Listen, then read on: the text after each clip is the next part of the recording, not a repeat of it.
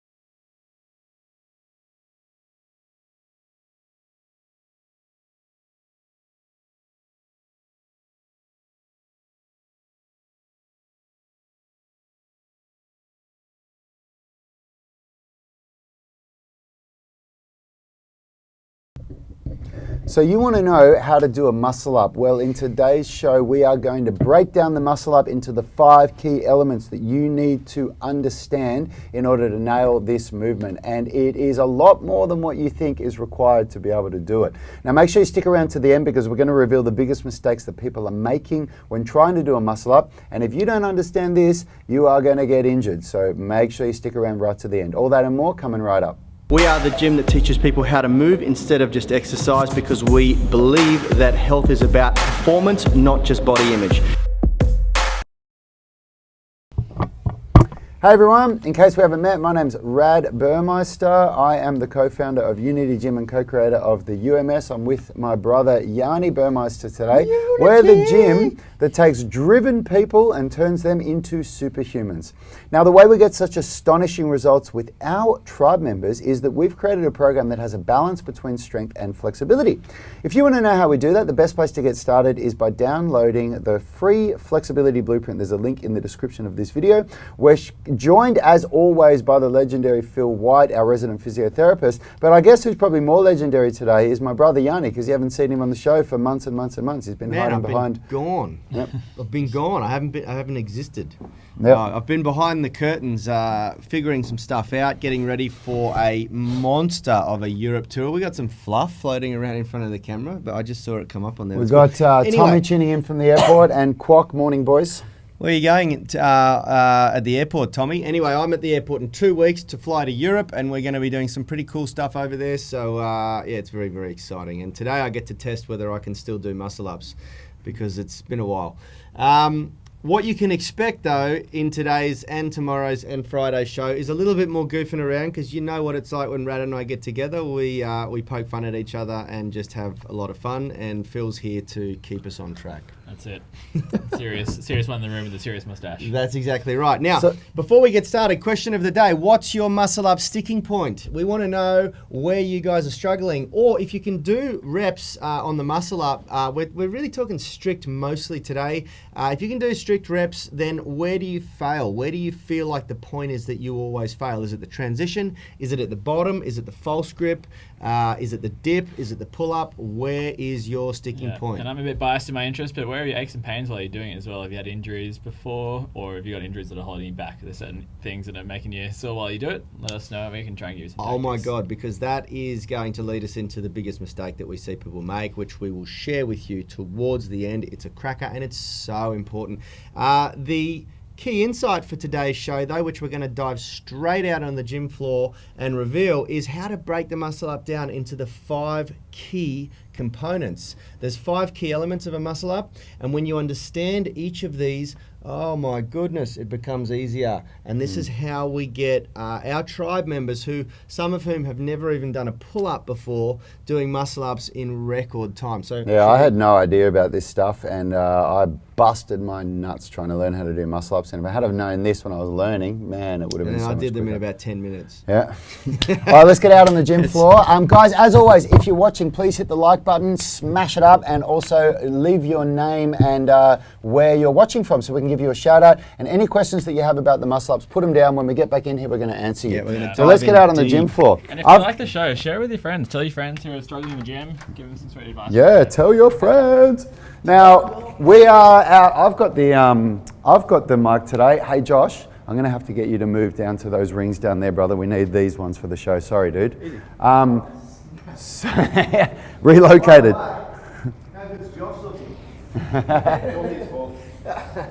So the first component of a muscle up is a pull-up. Yanni, do you want to just do a couple of pull-ups to warm yourself up? Yep. The first thing you need, by a long shot, is 8 body weight pull-ups. Now that is a higher number than what a lot of other people will tell you. Do them here or? No, do them over there, man. Just warm up, just do a couple of pull-ups. You've seen us doing pull-ups for the last few days and a lot last week, so we're not going to go too deeply into that. But look at Yanni doing beautiful pronator grip chest to bar pull-ups. That is the real deal. That takes a hell of a lot of work and a hell of a lot of strength to be able to do. That's enough, Yanni. Don't fatigue yourself. We're just warming up.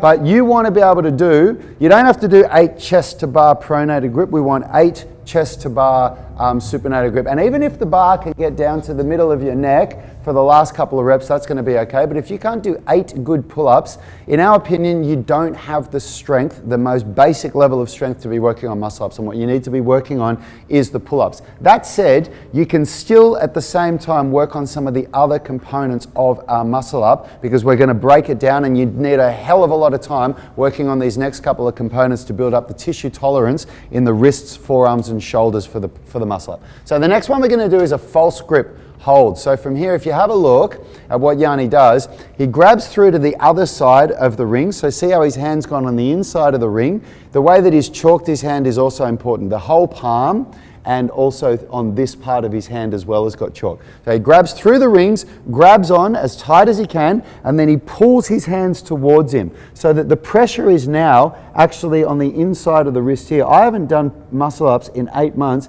and you can still see there's an abrasion from all the amount of time that I've spent on the rings there. My body's permanently changed. I'll show you in a sec, because it's been such a long time. The first thing that goes in your conditioning from your muscle up is the skin tolerance, like the tissue tolerance. Yep. So you'll see after the demo today, there'll probably be a bit of rubbing and a bit of flaring and a bit of, scraping of the skin there. I'll show you that. So the first thing you want to develop is a false grip hold with the rings against your chest. Sorry, not the first thing, it's the second thing you want to develop. So see how Yanni's got the rings against his chest, his elbows are in, and he's just holding himself there. And you want to be able to do that for 30 seconds, okay? So if you can't do it for 30 seconds, no problem, but you're going to need to use progressive overload and periodization to get yourself there. Now, the next... For someone who can't do that with full body weight, could they feet on the ground, of course, yeah, for sure. Just like with a pull-up, what Phil and I spoke about yesterday with because this is an isometric contraction. So in the same way that we were talking about how you can start here, but if you can't get your feet off the ground, you just have your feet on the ground. So of course, that's a really good point, Phil. And people are going to ask if you're meant to keep your scapula retracted when you're doing that. I wouldn't worry too much about it, because as you go through a muscle up transition, you get to here and there's almost zero possibility that you can retract your scapula through that. You want to try and you want to have them in the right position. I think that intention of pulling them back is really important, because that's what provides that stable base for your rotator cuff to work from. So have that intention of that shoulders back and down, but it's going to naturally move into it's not going to be as pretty as you can get it on the pull-up. The training is super important to do it. Like you can't go into that with a really protracted shoulder. They can hear me, can't they? Yeah, of course. Yeah, for sure. So that's the second part, is the ring false grip hold. The third component of a good muscle up is going to be a ring L sit. So we're going to now Yeah, you should be able to.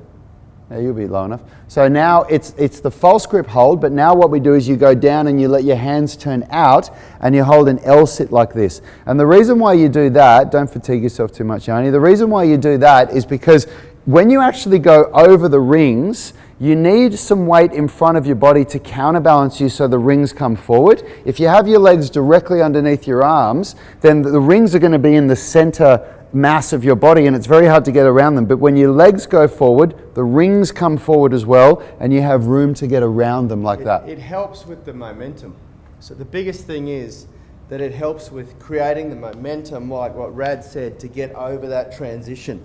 If you don't come into that pike or L sit position, it's very, very hard to get the transition. And the skill after nailing the transition and nailing the strict muscle up is to then develop the ability to do it with your legs straight. But for the purposes of learning, as a beginner, you want to be practicing the L sit. Yep. And so for someone who can't do an L sit, is there a way they can make that a little bit easier? Of course, there's heaps of ways. There's so many progressions to do. I mean, at the most basic level, you do the knee raises, but there's so much involved in periodization that gets you there. That so leg, it's quite a challenging one to hold. So if you bring your legs in, give yourself a bit more clearance from the ground, then that's a way that you can start to develop that movement and then move out to the straight leg. What Phil's bringing up is a really good point, but this is really an important thing to understand, and I'm going to give us a shameless plug here for our online coaching, because the truth is, why not? You guys can get a hell of a lot out of these videos, but when you watch something like this, we're showing you what is required to be able to do a muscle up. To show you what do you need to do to get to those requirements, you can't do that in one show. We'd be sitting here talking for 2 or 3 hours and it would just be too much information to be able to absorb. And that's why programs are written, so that it breaks it down into, like, the whole program would be this much content, but all you focus on is that much. And you do that for 6 weeks, then you move to the next part, then the next part, and the next part. And that's the difference between a proper program, like our Muscle Up Masterclass that you can get for that's the difference to watching something like this. You know, we're showing you guys the skills, the requirements for it, not necessarily how to get there. So the next thing that we need to do, once you've got a good pull-up, 8 reps, you've got a good false grip hold, you've got a good false grip L hold, and it's really important to understand that with that L hold, you need to be able to hold it with your arms fully locked out and internally rotated. That's the full flexion in the shoulder, when your arms will just naturally rotate to there. So you're basically letting go with your shoulders, whereas here you're really holding on with your shoulders. Here your shoulders are letting go and it's only your grip that's holding on. The next point that we're going to work towards now is actually an RTO hold. So from here, Yani is going to do a ring turn out hold. And what we're doing now is developing a lot more strength in the shoulder, because we create instability and we're strengthening a lot of the passive structures in the shoulder, but we're also strengthening the top position of the muscle up, which is critical. So Yani's going to push up and he's going to turn his hands outward like that. That's called the RTO position. Now for a beginner, just go to a non-RTO. That's the first thing you're looking for, maximum scapular depression. If you can't do that, lower the rings, feet on the ground, take as much weight in your arms as you can and gradually take your feet off the ground. But that's what we're looking for, and we're looking for 30 seconds like this, okay? Try to retract your scapula. You won't be able to do it. It's so hard, but that's the idea. We're trying to push our arms and shoulders into the point that they don't want to go to, so that we strengthen the muscles and make ourselves stronger, okay? That's the RTO hold. And the final component is the transition. Now for the transition, what we need is a dowel rod, because this is really what makes a muscle up. This is what turns a pull-up into a muscle up. So because a muscle up, all you're doing is a pull-up in a false grip and then moving to a dip position and then pushing up to a dip. That's what you're doing. So from here, Yani's going to bring this dowel rod a little bit further forward, so it's a little bit harder. Get your toes on there. And he's going to start in that false grip position with the rings against his chest, and then he's going to transition over without pushing up. And when he goes back down, he's going to transition without going down like this. So the idea is you don't go from here to here, you're not trying to do a muscle up. You're trying to have the rings right next to your shoulders and just work going back and forth over them. And this is by far the hardest part of the muscle up, by a long shot. How much of this do you do? You want to do between 3 and 5 sets in a workout of up to 60 seconds worth of transitions. This is not about how many reps you do. We're not worried about doing 5 reps or 10 reps or whatever. What we're worried about is trying to do 60 seconds of continuous transitions like that. You can take a break by sitting here for a moment or sitting here for a moment. But the idea would be that you measure the amount of time that you can continue to be either in this position or this position without letting go here or here, like that. Anything you want to add, Phil? Yeah, just why that's so important is, like, one of the most challenging parts of the muscle up is that transition, because you're really using, you're starting to use momentum. We're not going into like kipping muscle ups here. We're doing quite controlled, but the more you can control that movement, then the safer your shoulders are going to be throughout the movement. So it's really important to drill that. It's going to condition your structures to be able to get used to that, but also it'll give you a bit more leeway once they're a bit more conditioned. If you do happen on your first couple of tries to be a bit less controlled, your joint's gone through that range of motion, through that loading plenty of times, so it's less likely to injure you. How good is it having a physio here to help break down a muscle up? Yeah, it's really key to understand why we use the dowel rod, because we want to actually remove a bit of the stability. But if you can't balance on the dowel rod, meaning that you can't take enough weight through the rings yet, you can regress it by just going to the floor. Yeah, for sure. Do you want to go back in the office, because we've finished all the demonstrations, so we can all. So we're going to come back in the office now, tribe, so that you guys can all can listen to what Phil and Yani have to say without them having to come over and get in on my mic. We've got some great questions here. We'll get to them soon. Anyone else that's watching, hit us up with your questions, and please smash up that like button, show us some love, and let us know your name and where you're watching from, at least, just so that we can give you a shout out. So a quick shout out to Jonathan B. Abbott for tuning in. Thank you, brother. So what we're going to do, we're just going to, Yani, do you want to just let me quickly show them the Okay, skin. have a look, Yani. We're just cutting to. You can see that because I haven't done it for a while, the skin, if I kept going, would start to tear. So it is so important. And then we're going to go into, very quickly, before we start answering people's questions. I should just clarify something about what Yani said just then. Yani's skin actually does tear a little bit sooner than most other people's does, because he's a bit softer than the average person. So most people probably wouldn't be ready to tear just yet. But with Yani, look, the reality is that I haven't done a strict muscle up since probably March this year, because I've just been doing other things. And the fact that Yani can do muscle ups as well as he could just then is a testament to the way that we train, the way that Yani's basic strength training is able for him. I don't know if you guys noticed, but not only did Yani do a strict muscle up, he paused and went into a muscle up and then went back and then went back again.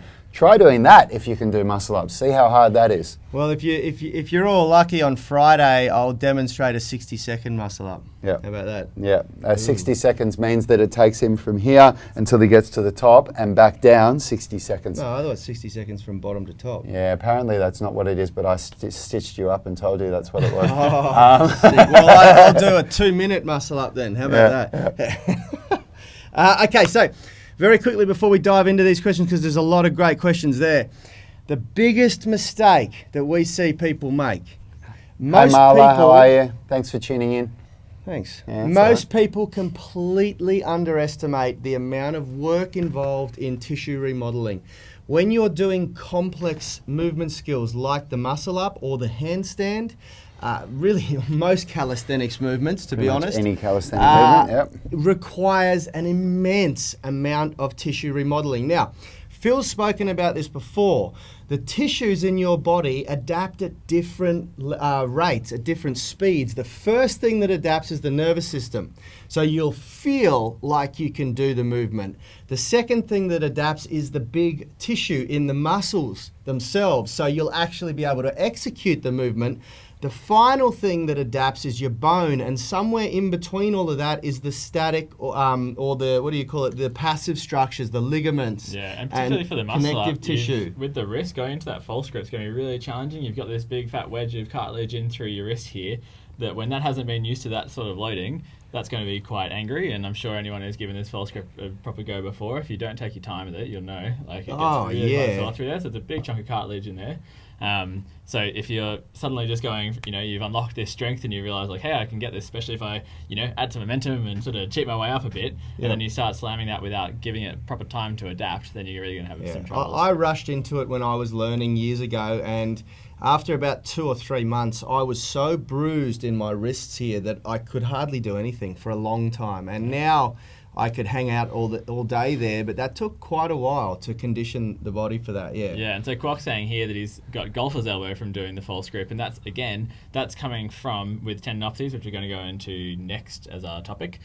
Basically, you've got a tissue tolerance, you've got how much you're kind of able to do, your threshold, and then if you go above that threshold like by a significant amount, either like chronically or one acute bout, that can set off a change in your tendon, and that can be a real pain in the ass to fix. So it's all about building up that threshold, giving it time, because sure, you unlock some strength through that neurological change, you get better neural drive, which unlocks bigger motor units, which means you can do stuff you haven't been able to do before.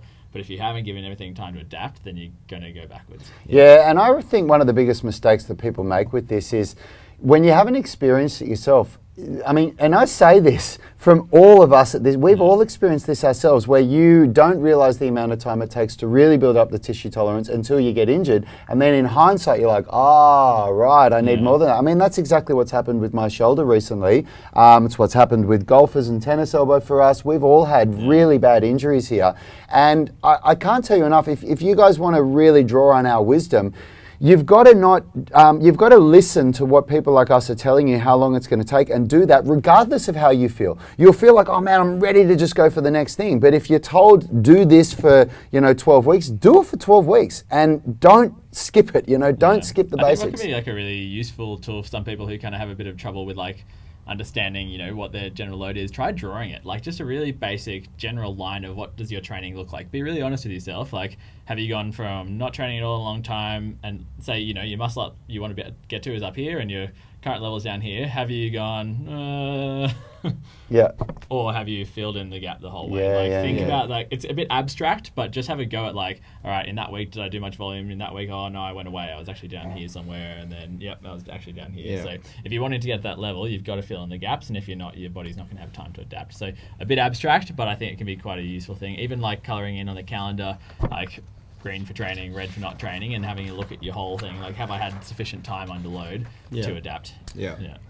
We got started a bit late today, so we're going to have to fly into a couple of these comments over. Just quickly, there's like just one more which Kwok has put up, which he's keen for me to be doing a muscle up. I think this is an important talking point, because there's the ego part of me right now being like, I should prove myself and get a muscle up. But then I think that's one of the key things about muscle ups. It's one of those movements where you do a muscle up for the sake of doing a muscle up, and if you find that exciting and fun and you can tick that box and be like, I nailed it, and that motivates if you train, then that is so useful. But for me at the moment, like, realistically, what I want to be able to do is play beach volleyball tournaments and get better at my triathlons, and do it, like, putting all the time that is necessary to develop the strength for a muscle up. That would be a large chunk of time, which isn't going to get me towards my goals. So although that ego part of me is like, I want to show them, like, I've got to be really realistic with myself and be like, no, I've got to channel my time elsewhere. And I love it, Phil. I love it. And, that relates back to, I'll say, the reason why we do the UMS program, because for Yani and me and for our tribe, we all have goals. I've got more calisthenics goals than the average person, but what we've found is that for the average person, if you don't have specific goals like what Phil's talking about, which is volleyball and triathlons, or if you don't, if you have specific goals that are around calisthenics, then at the most basic level of your training, the number one requirements, in our opinion, is strength, flexibility, and cardiovascular fitness. Those are the three things that are going to carry across to whatever else you decide to do later on, better than anything else. And that's why we focus on making people strong, flexible, and fit, and keep them in good shape. And then from there, someone like Yani, who maintains a basic level of strength and flexibility no matter what he does, and even improves on strength and flexibility, and even me and Richard, when we go out Only to a little do bit, though. when we go Brad out and to do a Richard. muscle up, we're able to do something that we haven't done for 8 months because at a high level, because that strength and flexibility is there. So it's an important thing that Phil said. You've got to think, what do I want to achieve? Why am I doing this? And if a muscle up isn't in there, then don't bloody and so for a bother with practical it. example, at the moment, my training is I'm following the main UMS, but then instead of doing like specific mobility things that are maybe going to be less useful for me, like in terms of my sports, instead I'm doing hand setting practice, like dig practice within the gym as my rest period. So I'm like thinking about my goals. I'm thinking, okay, how can I get the time in to improve and you know, tick the box that makes me happy long term and keeps me engaged with exercise. So I'm using that time where instead of going into like, you know, pancake, which I might not need for a triathlon or volleyball, I'm doing hand setting. So it's all about thinking about what's important to you and figuring out how the best balance that works. Because no one knew this, but with the launch of Top Gun 2, Phil is actually lubing himself up and playing beach volleyball this summer in his jeans with Tom Cruise. That's why I'm getting the mustache started now. All right, guys. This goose right here. It's like, I don't know, it's a bit, it's just looked at me. It's like, Yeah, it's awesome. Okay, Awesome. is there anything that we need to? Was there any of these that you want to read out? I didn't Because get we're a chance to have a we're look. pretty strapped for time here. I really like Tom Az's comment saying that we're good and that Tom we should Az be from more Brazil. popular. Hello from Yeah. Brazil. And I think Impressive that's- job you're doing here. And Phil said something this morning that we don't really do very often, guys, but we may as well do it now because, quite frankly, Thomas said we should. Be more popular. If you like our show, please tell your friends, like it, hit the thumbs up button, share it. Have we got another hater? All sorts of stuff. Have we got another hater here? Just on that, before we get into the hating, just because, you know, there's so many people out there I've who got are no struggling idea. to understand their body, understand their training, and if you know some people who are like, man, like if they're at work and they're like, oh, I keep trying to train but I get injured, or, you know, your family are struggling with exercise. And Or like, I just want we're to see a good at- really sexy guy who looks like Pat Rafter. Yeah, all that. All right. Enough talk about Phil's good looks. Let's move on to me. No, that's it for today, guys. Thank you so much for tuning in. Let us know in the comment section, what's your sticking point with the muscle up? Why can't you do it? Or if you can do a muscle up, what stops you from being able to do more? We want to know. We want to help you. For the next 2 days, we are going to be going into some more advanced tutorials for how to get better at the strict muscle And ups. if So you stay enjoyed tuned. having Yanni back, let us know. Otherwise, you know, Otherwise, We're I'm gonna kick not him off. coming back. Yeah, We'll that's turn right. him off the island. And if you want to see a 60-second muscle up, or if I can still do one, which I'm putting myself find under out. pressure here. Yeah, let's find out. And also, I might link our Muscle Up Masterclass program in the description of this video, just in case you Yeah, guys if any do of you wanna guys just really crush want to know how to do a muscle-ups. muscle up, like Yeah. everything you need to know from not even being able to do a single pull up right through to muscle up mastery, it's a full 6-phase program. I personally think it's our best program ever. That's just me quietly because I put a lot of work into it. It was kind of my baby. Yep. Yeah, it's a really, really good program. So, yeah, there'll be a link in the description. Thanks, everyone. We'll see you tomorrow. Have a great day. Health is about performance, not just body image. You better be willing to accept what you're going to have to do to get there. We'll start focusing on movement goals, strength goals, flexibility goals. When you nail that skill, it's there forever. The body image goal doesn't get you that It's the far. consistency and frequency that's going to get you there. It's not the intensity.